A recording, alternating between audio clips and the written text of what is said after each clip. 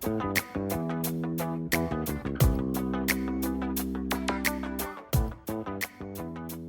special thank you to the Archie Bray Foundation for sponsoring this episode of Tales of the Red Clay Rambler.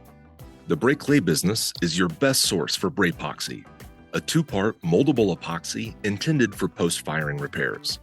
Working like clay, it's easy to shape, texture, fill gaps, and recreate missing parts. Braypoxy is sold in tan, white, and black base colors, and we also have a 9-color kit that will allow you to perfectly disguise your repair.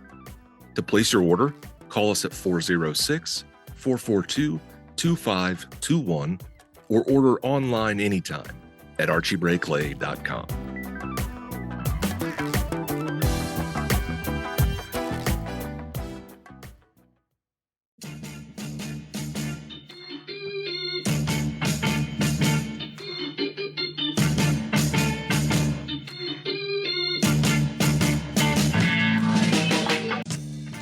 Welcome to the Tales of a Red Clay Rambler podcast, featuring interviews with culture makers from around the world.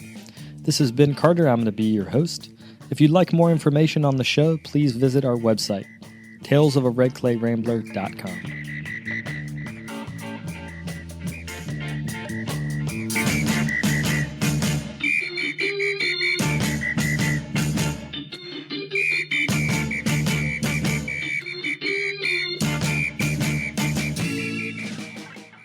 So for the 500th episode, my lovely wife, Melissa, is coming back on the show.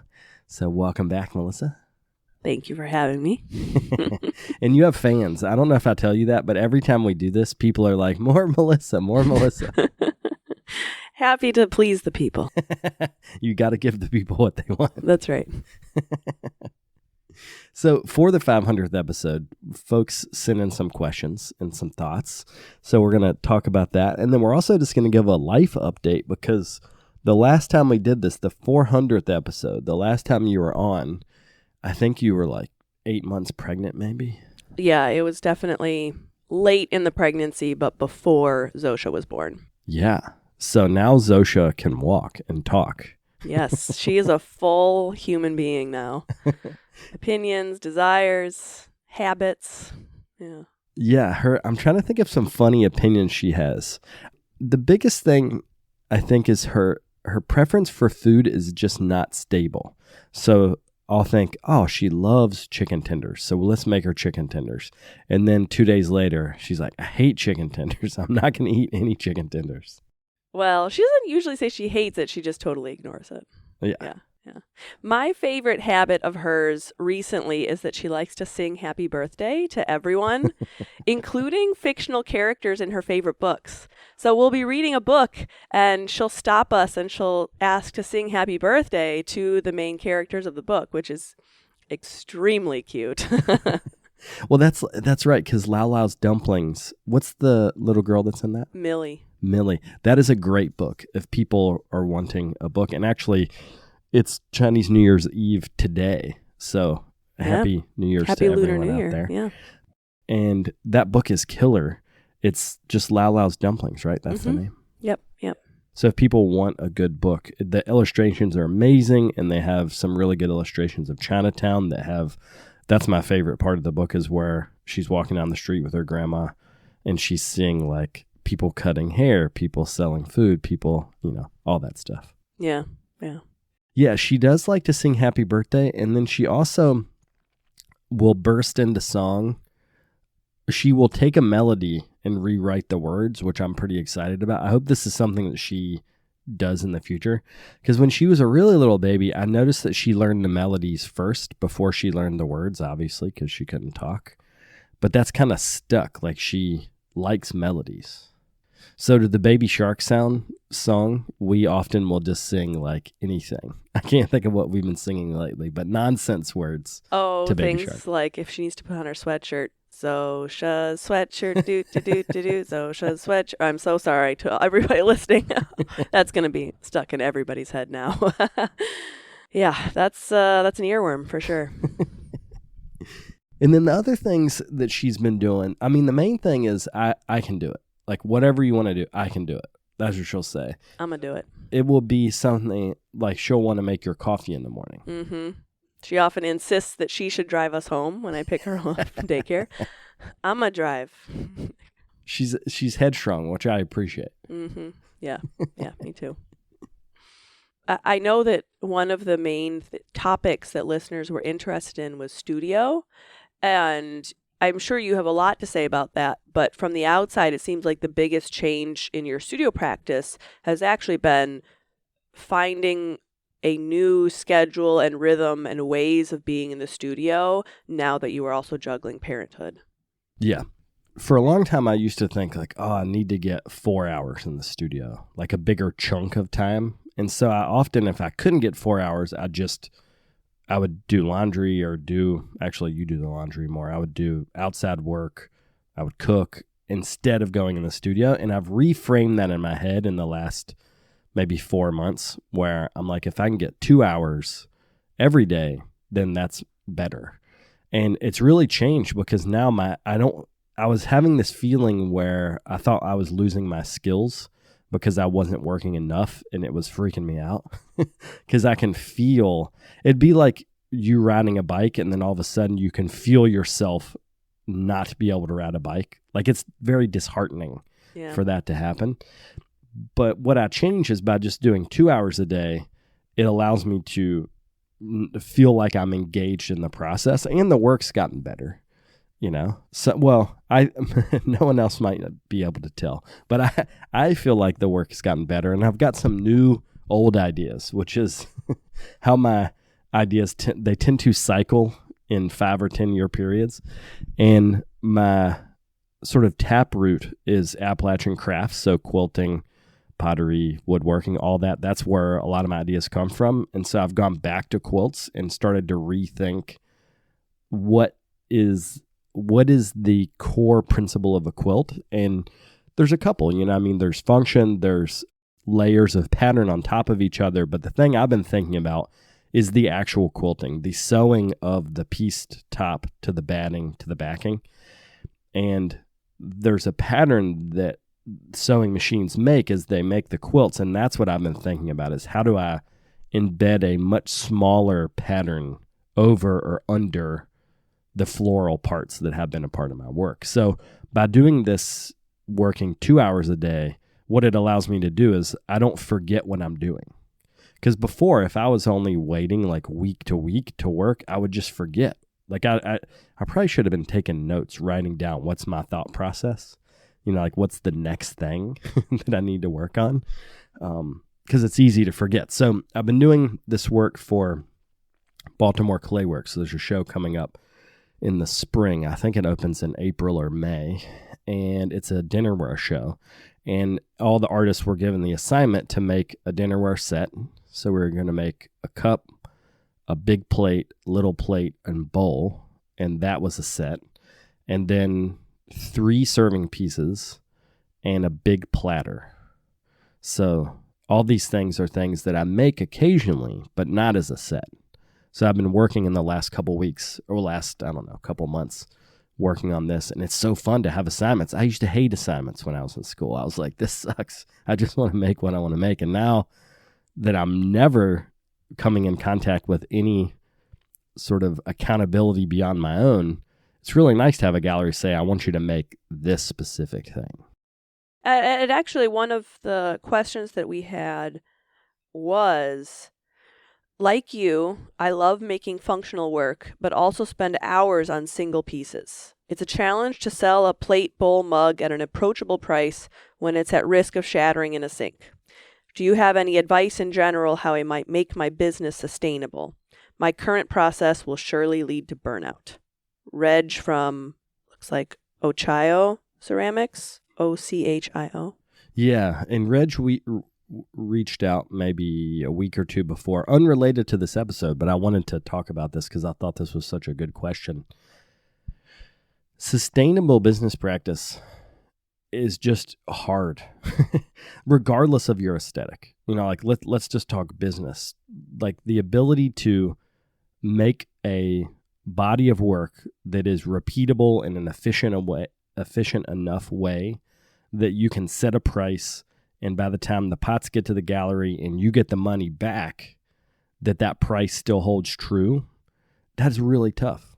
Like, that is just something that almost all business people go through, even if they're not small business people. The X factor that Reg is from Singapore, so she's dealing with a different economic situation. But the thing that American potters have dealt with and North American potters is that inflation has gone up so fast that by the time people often get the object to market and it's sold and you get the commission check back, the value of the money you charged originally has actually gone down. And that is so disheartening. Like, I've seen this where I'll send a show of pots out and I get them back, and by the time I get them back, I will have raised the prices. And that's just kind of a part of our economic reality today. Now, inflation is slowing down, which is great.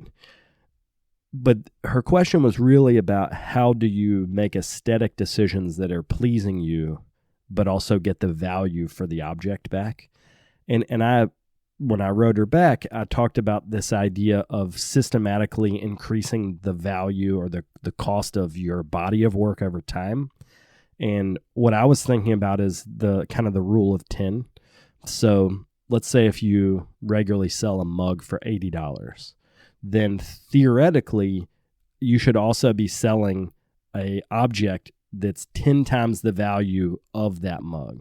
So if you make an $80 mug, you would make an $800 something that would be the high end of that body of work.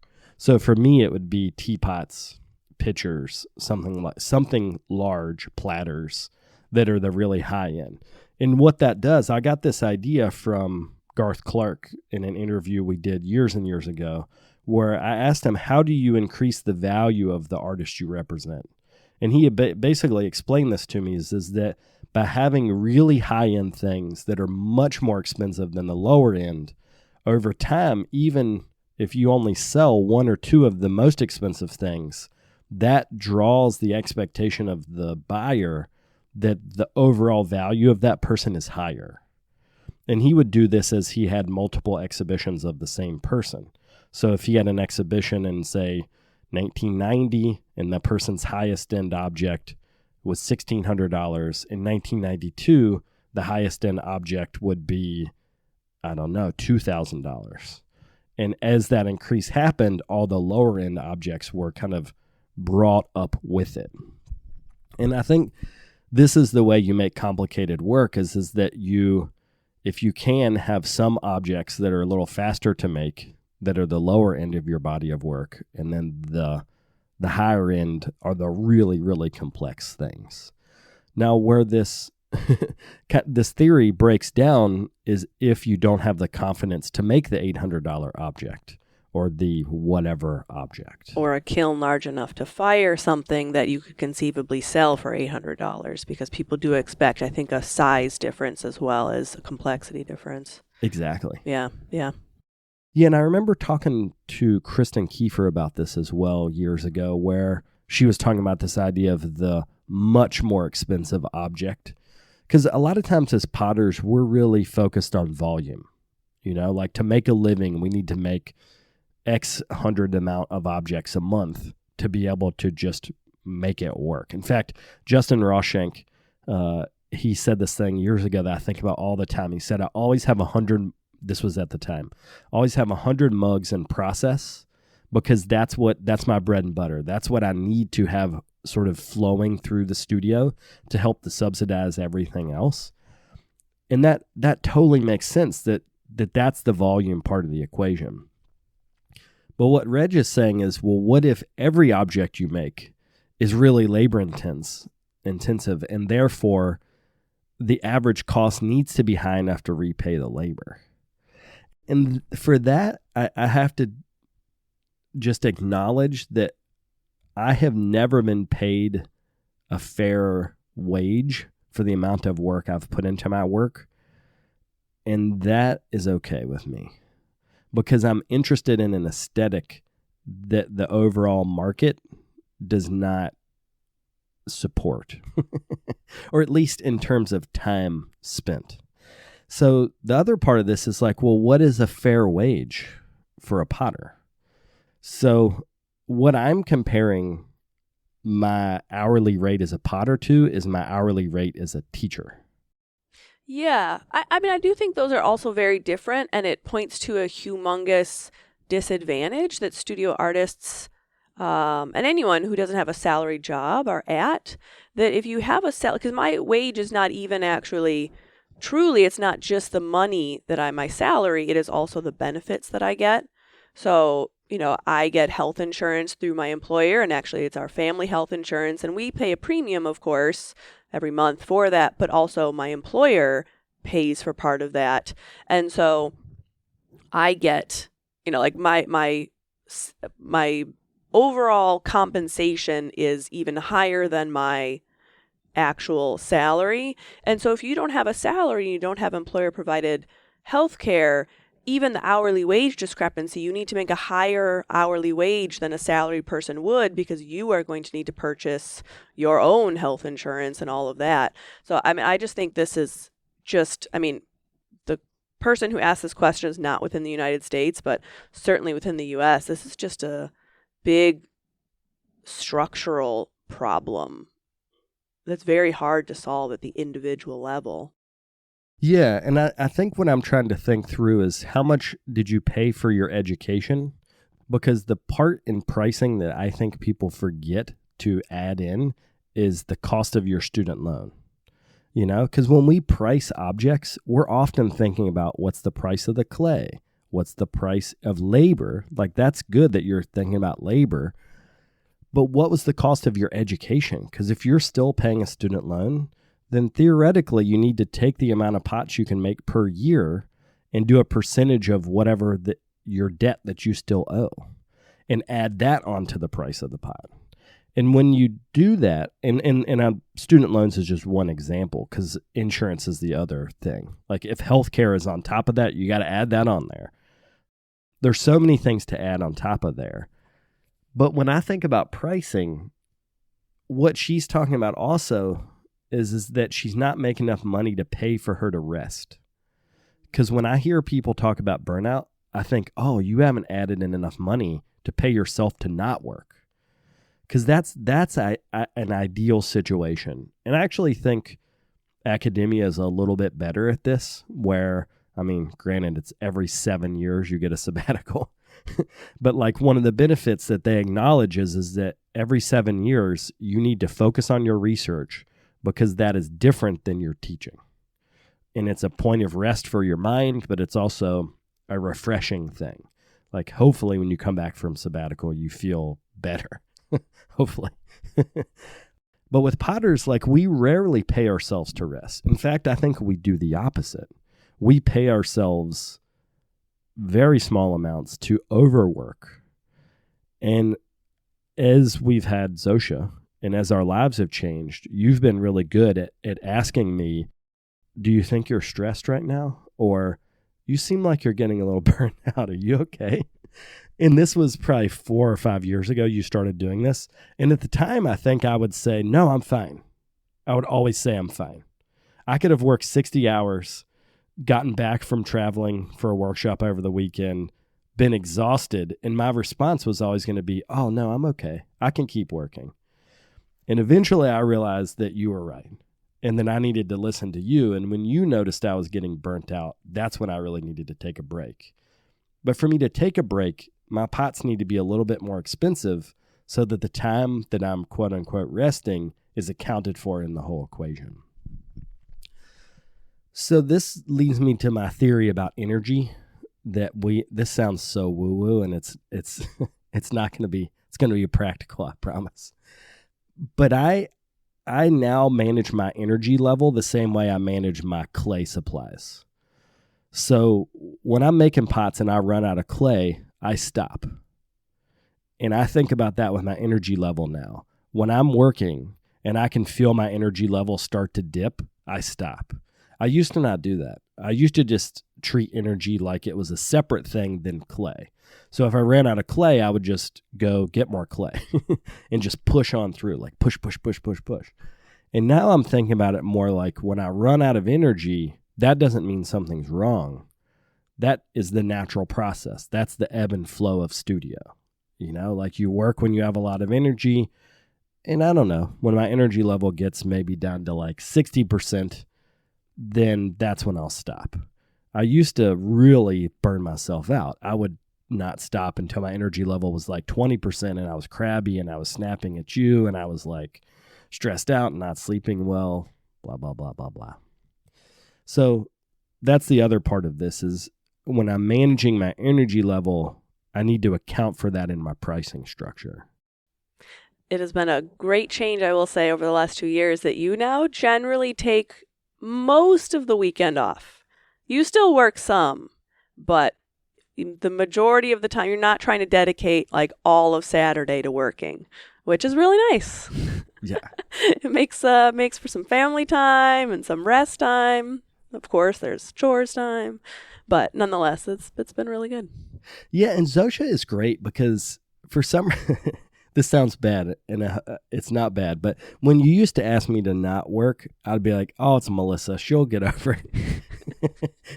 If I keep working, it'll be okay.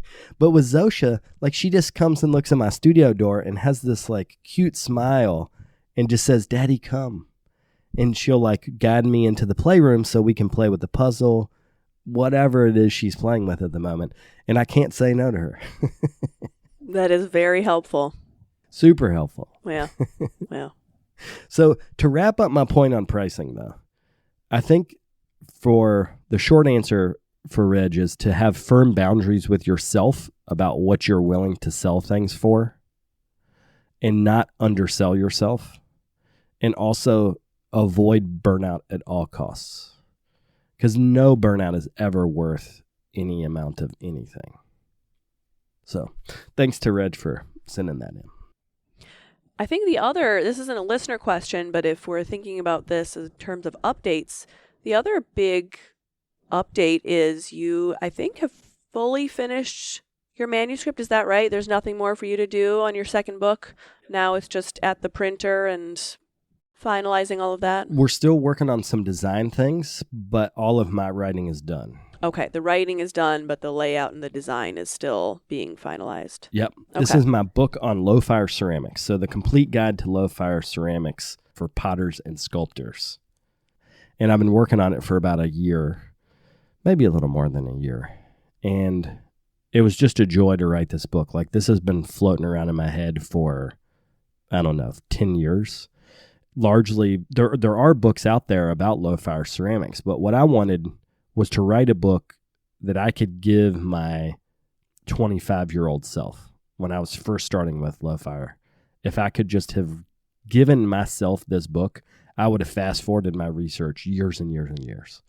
So it's every chapter focuses on a different technique. So we go all the way back to atmospheric firing, low-fire atmospheric firing, meaning pit firing, early wood firing, those types of things. And then we go all the way to China painting, luster, and everything in between. And there's I did a lot of artist interviews for that, which I've played a few on the podcast so far. And I'm just really happy to get this information out. The book's coming out in the fall of 2024. And I'm just hoping that we can have this wave of low fire. And in a way, this book is also a testament to how many people are already working in low fire. I can't remember did I tell you how many people are in the book? Somewhere in the 90s, right? You did tell me, but I've already forgotten. So. Me too. I think there's like 95 artists that are featured there, mostly the US, UK, and Australia. And that's just the tip of the iceberg. Like, there's so many people out there working in low fire. And I really want to dispel the myth that low fire is not like a viable temperature range to work at for functional pots, because we have so much research in the book that points out that it is it is viable. And a lot of that is that people used to look at flower pots. People used to look at flower pots and they would say, well, that's terracotta. Terracotta seeps, so you can't make functional pots. Well, that's because that was terracotta formulated to seep. Like, that's what you want out of a flower pot. So the research in the book looks at people that are firing, that have specific low fire clays, both a white earthenware and a terracotta, that you can't get zero absorbency, you can't get complete vitrification, but you can get pretty darn close. and make really beautiful functional pots at low fire temperature. And also sculpture, like Lauren Mabry is one of my favorite low fire workers. I've showed you her work, right? I'm sure.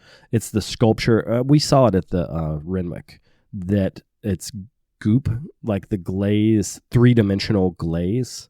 It's amazing. And she's a sculptor that uses it and has done so much research and work into that. And actually, it's interesting. Like, we often think of ceramics as that there's not that much innovation from a technical standpoint. But in the last 10 years, I think it started with the Danish artist, Christine, can't remember her last name, but people are really developing 3-dimensional glaze.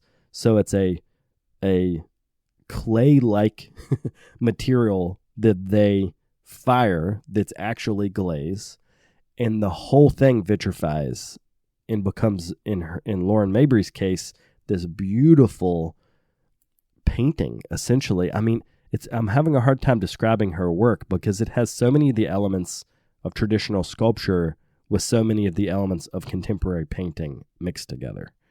So I'm excited for the book to get out there for people to see more images and more research like Lauren has done on making goop glazes. Yeah, it's very exciting. It's been fun to watch the design and see it all come together. So at Cody Bloom Ceramics asked, how do you get your work noticed? That's a good one. Thanks, Cody, for sending this one in. For me, I have to think about myself as being more than the work. So I think about it as, how do I get noticed? I'm thinking back to where I was at as an undergrad. How did I get noticed as well as my work? So I've had sort of two ascendancies or rises in my career where early on I was making high fire atmospheric work. So porcelain in the soda kiln with glaze. And that work was getting out there and people were buying it and things were good. And I was getting some press. That was the first time I ever got in. I think that was the first time I got in Ceramics Monthly, that was really cool. That was 2006. I was an emerging artist. But in 2007, I went to graduate school and I started making work that was not recognizable as mine. And so that was kind of the second wave. And that's been my exploration of terracotta from 2006 or so to now. And the point I'm making here is, like, the work goes up and down. You know, like at a time in my career, the people wanted the porcelain work more than the terracotta. They didn't like the terracotta because it wasn't refined enough, or at least this is how I think about it. The idea, I hadn't taken the ideas far enough for it to be accepted by the bigger community. Eventually that happened and people started buying the work and it got better. But as a parallel track to this work that I'm talking about, I myself wanted to give something to the community. So what I started doing was creating exhibitions. And so I think of myself getting noticed as a curator as being separate than the work getting noticed. So my recommendation for younger artists is, what can you do to help your community? Is it create exhibitions where you invite other people and then they're a part of the show or the exhibition? So you're acting as a rallying force in the community. Is that what your community needs? Does your community need information? You know, like me doing this podcast, it's because I realized, like, our community needed information. We needed first-person research into other artists. Like, that was something I could provide.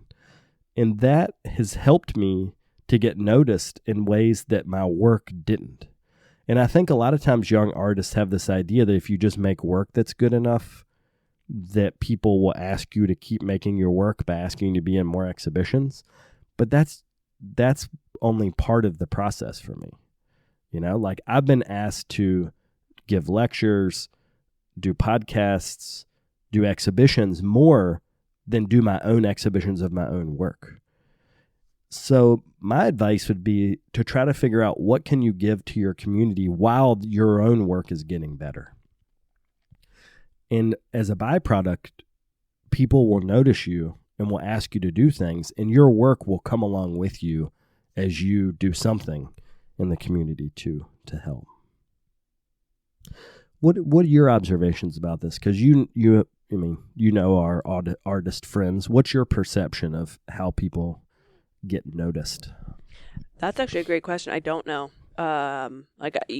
You know people, and we see people at various shows, but I have no idea how they came to be known, popular or respected, or, whatever it is that got them to wherever they are. I actually have no idea. Is it, there's a certain few galleries that are the galleries you really want to submit your work to?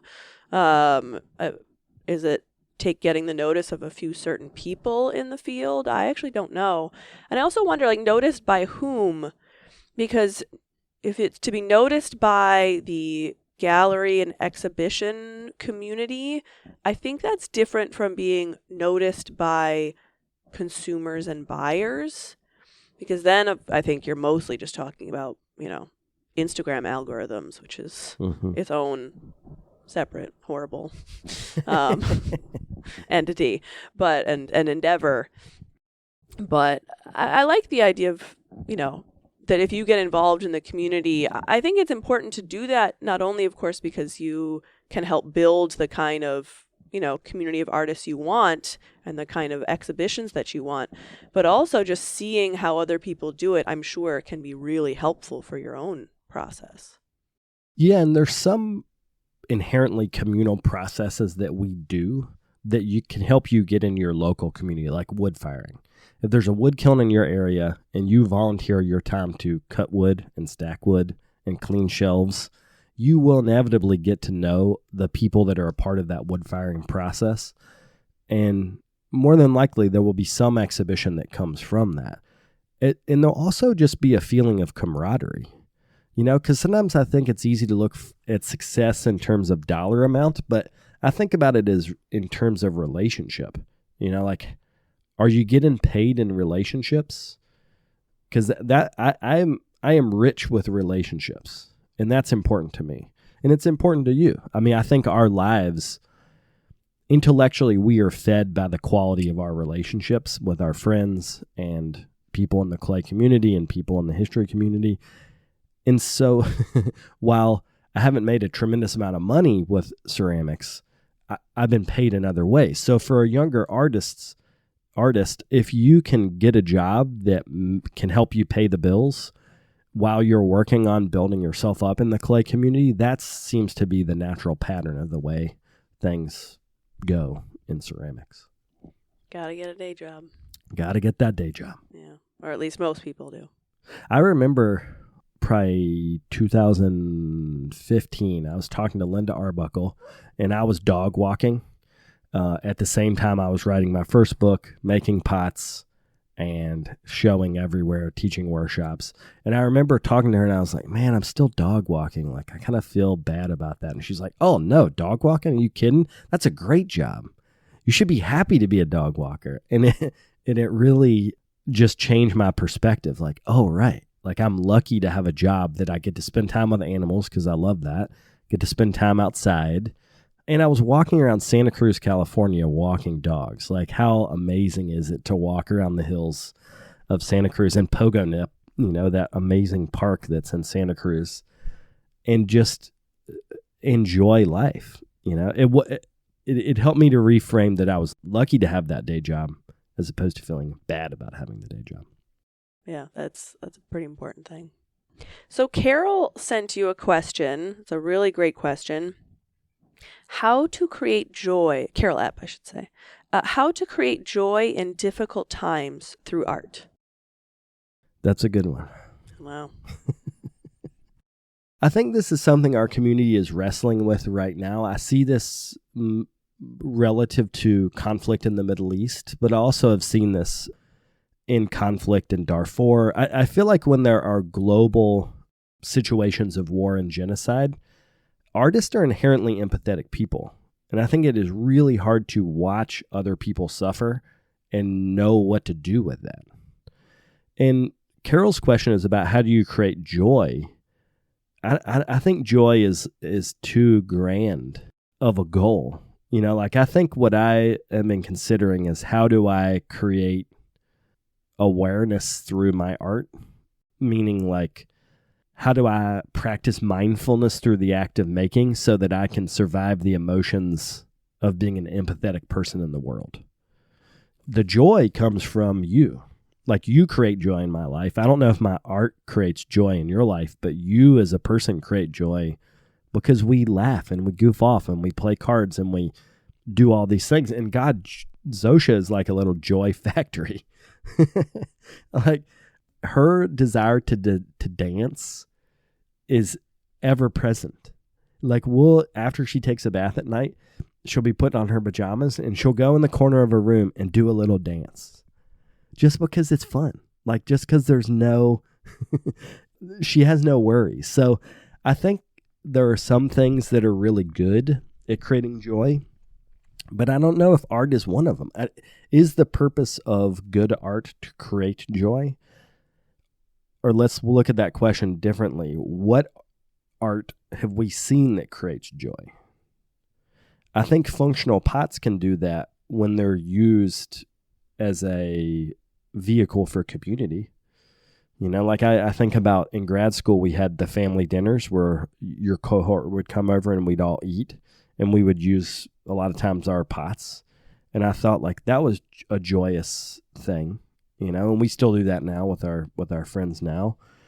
But it's tough. I mean, I think what I'm trying to do relative to all of this lately is I'm trying to focus on what I can control. And a lot of these things in terms of atrocities in the world, what can we change? Can we change that it's happening? Not really. We can accept and pressure our lawmakers to make changes on our behalf in terms of funding, mostly military funding, but in humanitarian funding on the opposite end of that. But it's hard. Like what can we really do? What I have chosen to do is to invest in my own sense of beauty. Because when I'm in the studio working to try to create beauty, I don't know if that creates joy, but it creates meaning. And if I can create meaning in my own life, then that I can share with other people. Yeah. So yeah, what are your thoughts on this? Well, and I think too, it's really hard to say everybody finds joy, I think, in different ways and in different things. So I think also it could be joyful in a way to be a part of supporting other people. It could be joyful to see others supporting you and your community. It could be joyful to, well, I think finding and building community can be very joyful. It could be joyful to take part in creating change and awareness, even if maybe the subject of your art in and of itself isn't about joy, but to do that and to be a part of that perhaps could be joyful in its own way. That's a really hard question. Yeah, and I was thinking about protests, like going to protests and the feeling of communal empathetic reaction to a situation. It's not joy. Like when you're out on the streets and people are chanting, the feeling, it could be sadness. Usually it's anger, I think, that you're angry. But the feeling of connection, maybe the question for me is how do I make art that creates connection? Because that's the thing. Is it I'm making posters for protest? Is it I'm making pots for the dinner table? Is it that you're just making something that's beautiful, that's a counterpoint to the harm and misery that you're feeling? Because I think it's really valid to feel emotion with other people publicly. Like, I think that's a good thing. And I think it could be more than one thing. I think that you could be at a protest in which it's about a public outpouring of anger and maybe sadness and a desire for change, but that maybe there also is, at the same time as all of that, joy to be in community with others as you do that, to be not alone in your anger, to be trying with others to make change. I think I hope that, joy can exist alongside of other emotions and other feelings and other experiences. No, that's a good point.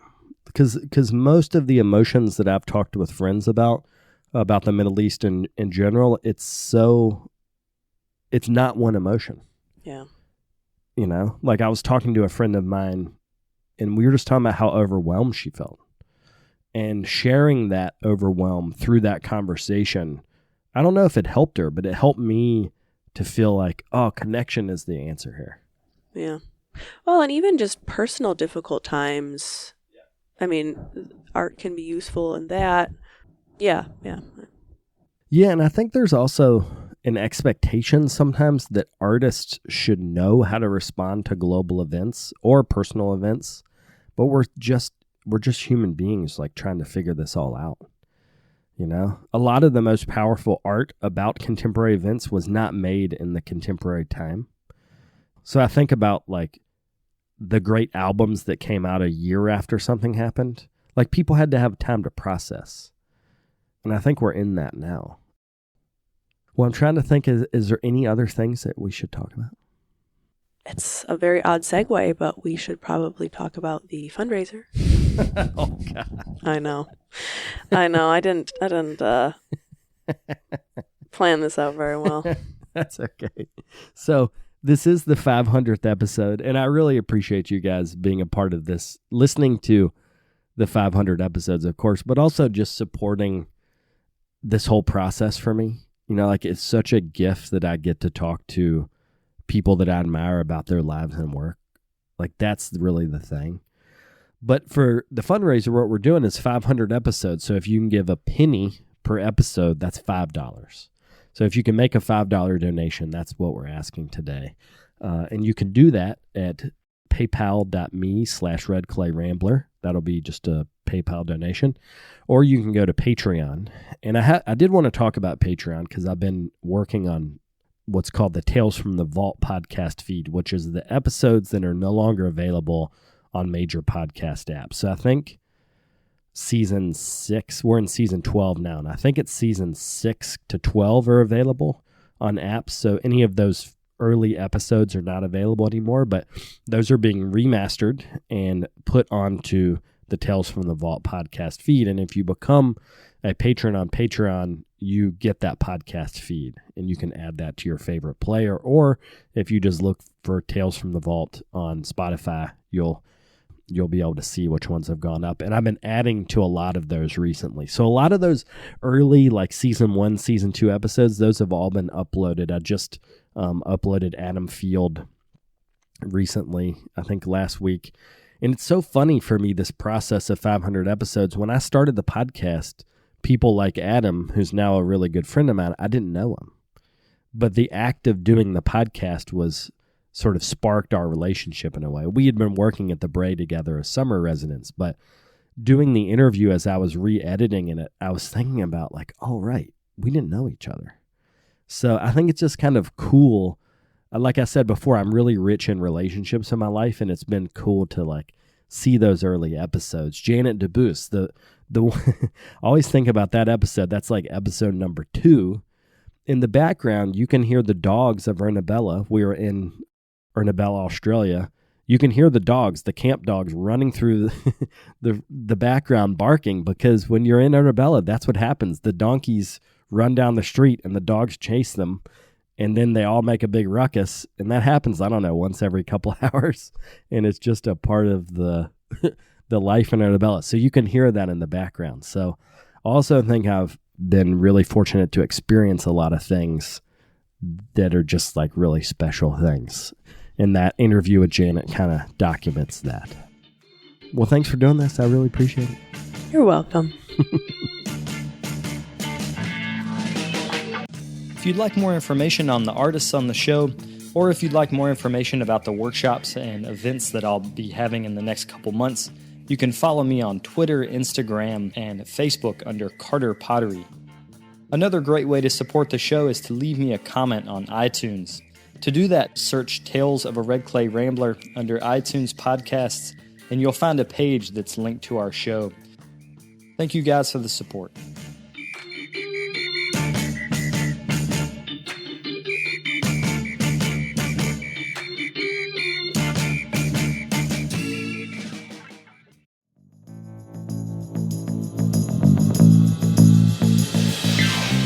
This podcast is a production of the Brickyard Network, an extension of the Archie Bray Foundation for the Ceramic Arts. To find out more about our lineup of ceramic podcasts, visit brickyardnetwork.org.